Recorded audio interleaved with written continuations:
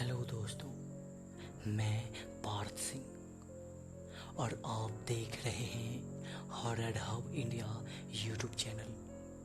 तो दोस्तों, आज फिर से मैं हाजिर हूँ एक और न्यू हॉरर स्टोरी लेकर। आज का जो स्टोरी है वह है वेंडिगो के ऊपर। तो हेडफोन लगाइए और स्टोरी का मज़ा लीजिए।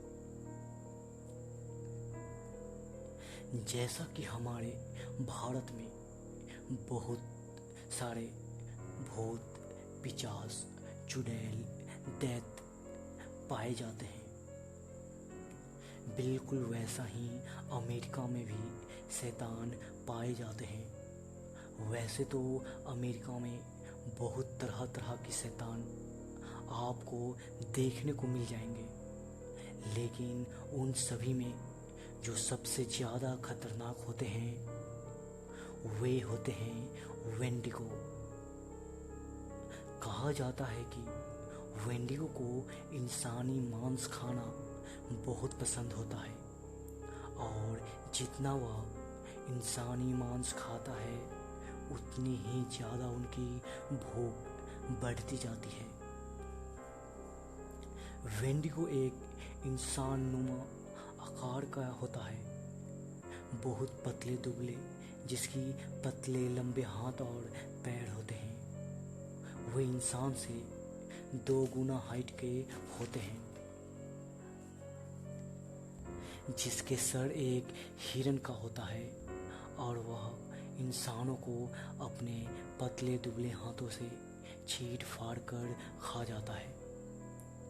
अभी आप जो स्क्रीन पर पिक देख रहे हैं वह वेंडिगो कुछ ऐसा ही दिखता है। खैर, तो दोस्तों, आज की जो स्टोरी है वो इसी वेंडिगो के ऊपर है।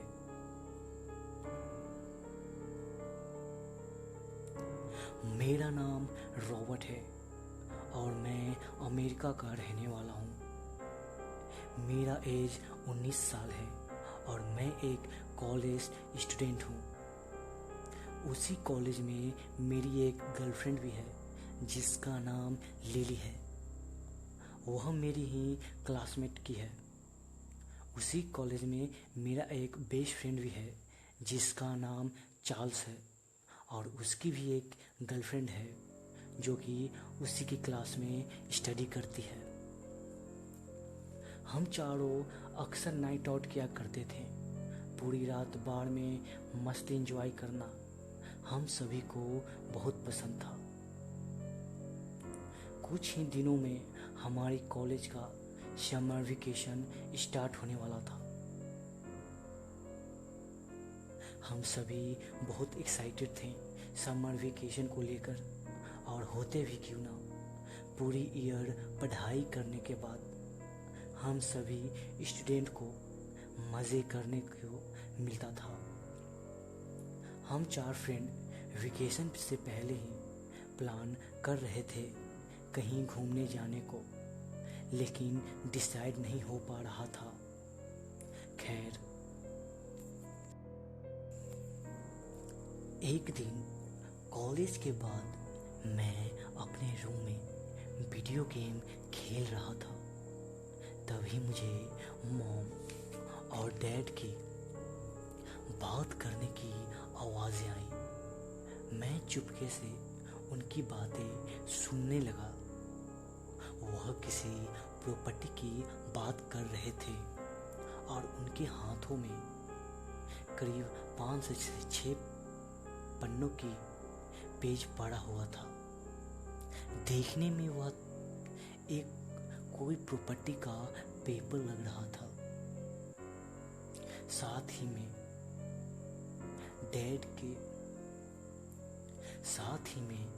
डैड के हाथों में एक चाबी भी था। डैड उठे और वह पेपर और चाबी लेकर लॉकर में रख दिए। मैं भी अपने रूम में आ गया था और वीडियो गेम खेलने लगा, लेकिन बार बार मेरा दिमाग उस पेपर और उस चाबी पर जा रहा था।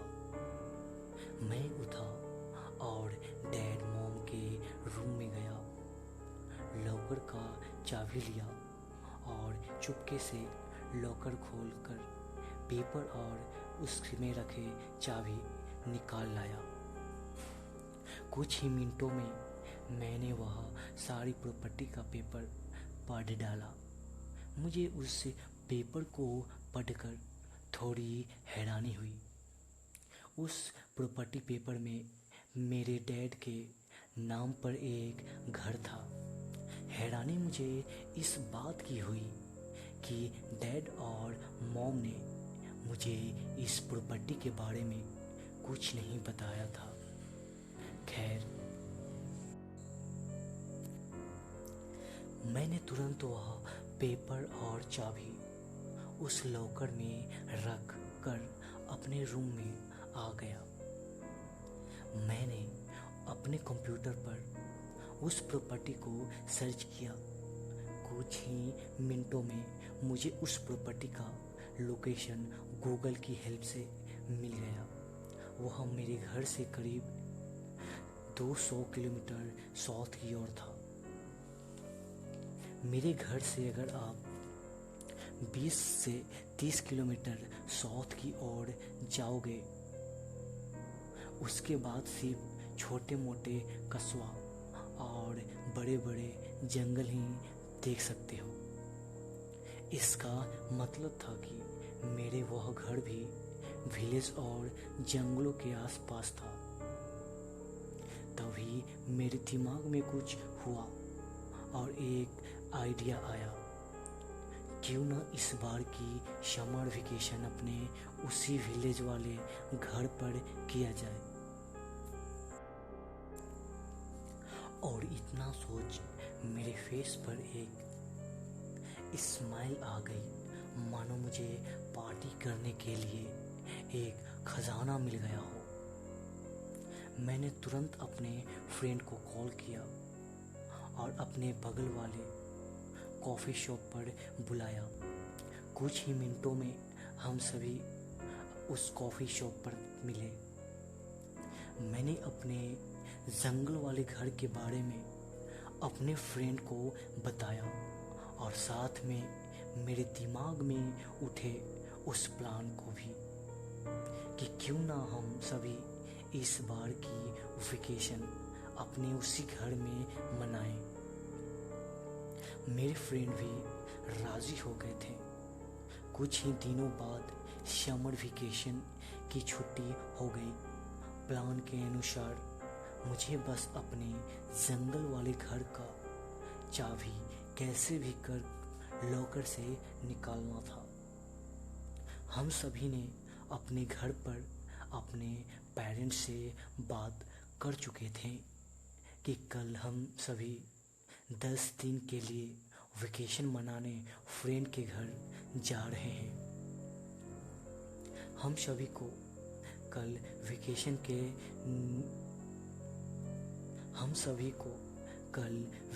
के लिए निकलना था और कैसे भी कर आज रात को मुझे उस लॉकर से चाबी निकालना था। रात को डैड और मॉम को सो जाने के बाद मैं चुपके से लॉकर खोल चाबी निकाल लाया। अगले दिन मॉर्निंग में हम 4 फ्रेंड निकल पड़े।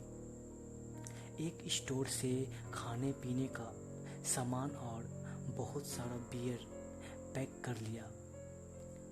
कुछ ही मिनटों में सिटी छोड़ जंगलों और गांव वाले हाईवे पर हमारी कार फुल स्पीड में दौड़ने लगी।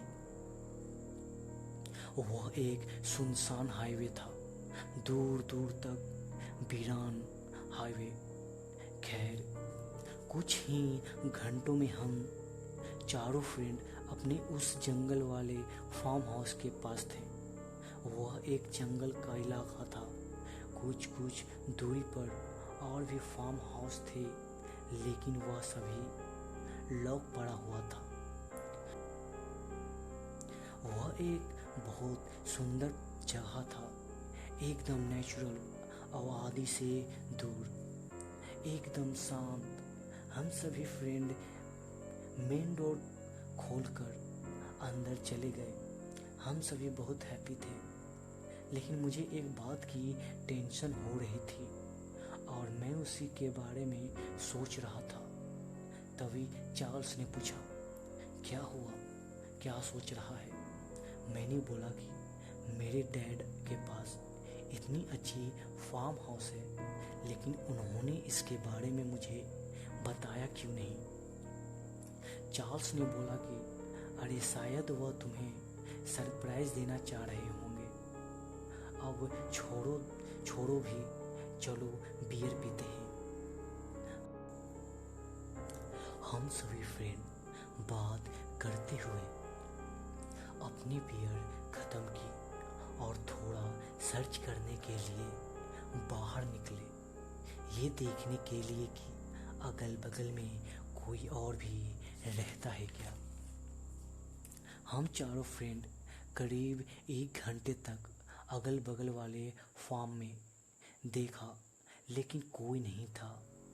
मतलब कि उस सुनसान एरिया में सिर्फ हम 4 फ्रेंड ही थे। एक और बात जो मैं बताना भूल गया, मेरे डैड और मॉम अमेरिका में एक अच्छे पोस्ट पर पुलिस ऑफिसर हैं, जिनके अंडर में करीब 5000 पुलिस काम करते हैं। खैर, हम जहाँ जा रहे थे वह एक जंगल का इलाका था, इसलिए सेफ्टी के लिए मैंने अपने डैड का शॉटगन और करीब 50 बुलेट्स अपने साथ लाया था। रात हो चुकी थी। हम सभी फ्रेंड फुल साउंड में बियर का लुत्फ लेते हुए अपने फार्म हाउस के अंदर डांस कर रहे थे।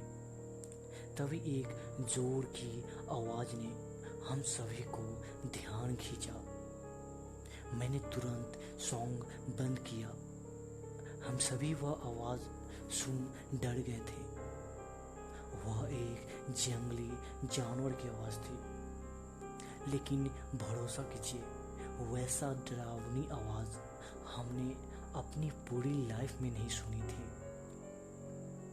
वह आवाज़ थी तो एकदम क्लियर, लेकिन हमें पता था कि ये आवाज़ 1 से 2 किलोमीटर दूर से आई है, क्योंकि रात में जंगल एकदम शांत और खौफनाक हो जाती है, जिसकी वजह से जंगली जानवर की आवाज़ दूर दूर तक सुनी जा सकती है।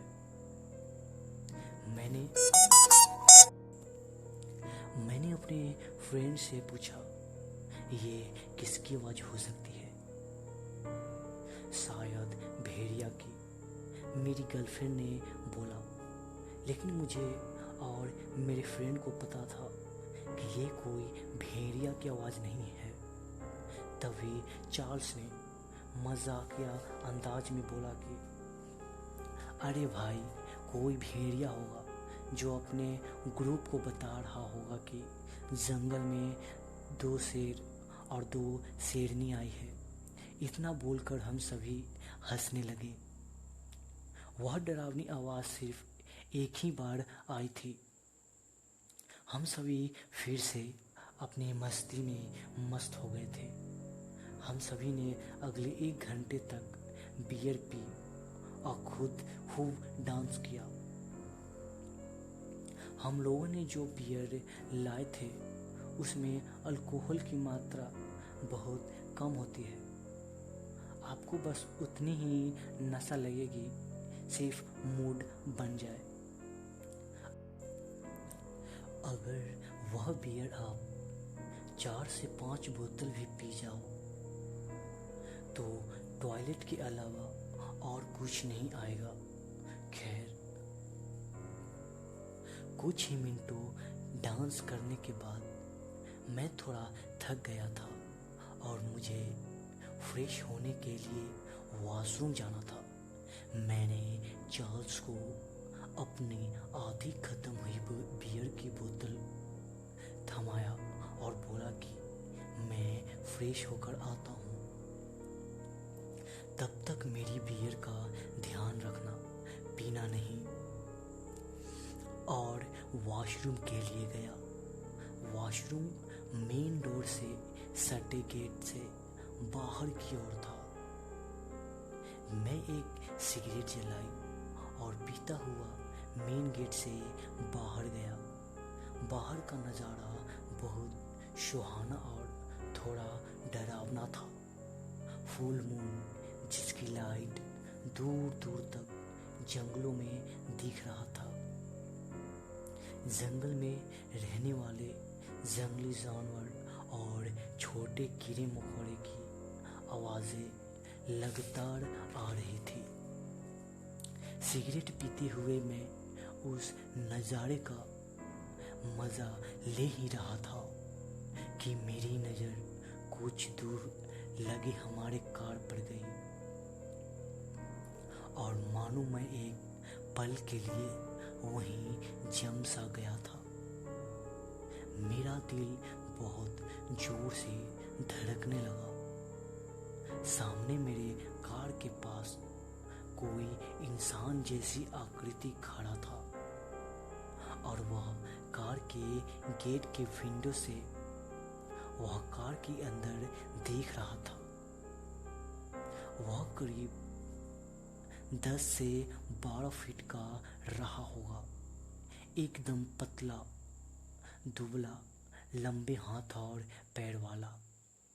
वह इतना दुबला था कि ऐसा लग रहा था कि मानो कितनों बरसों से उसने कुछ न खाया हो और उसके सर एक हिरन का था। मैं देखते ही समझ गया था कि यह क्या है। मुझे हमारी दर्दनाक मौत सामने ही खड़ा दिख रहा था। वह कार के अंदर देखने में व्यस्त था, जिसकी वजह से उसने मुझे नहीं देखा था। मेरे कार मेरे फार्म हाउस से थोड़े दूरी पर पार्क किया हुआ था, जिसकी वजह से फार्म हाउस के अंदर की आवाज़ भी उस तक शायद नहीं जा पा रहा होगा। मैं धीरे धीरे बिना पलटे उस पे नजरें रखते हुए फार्म हाउस के अंदर गया और धीरे से मेन गेट बंद कर दिया। फिर मैं दौड़कर अपने फ्रेंड के पास गया, सॉन्ग बंद किया और अपने फ्रेंड को धीमी आवाज़ में बोला कि कीप साइलेंस।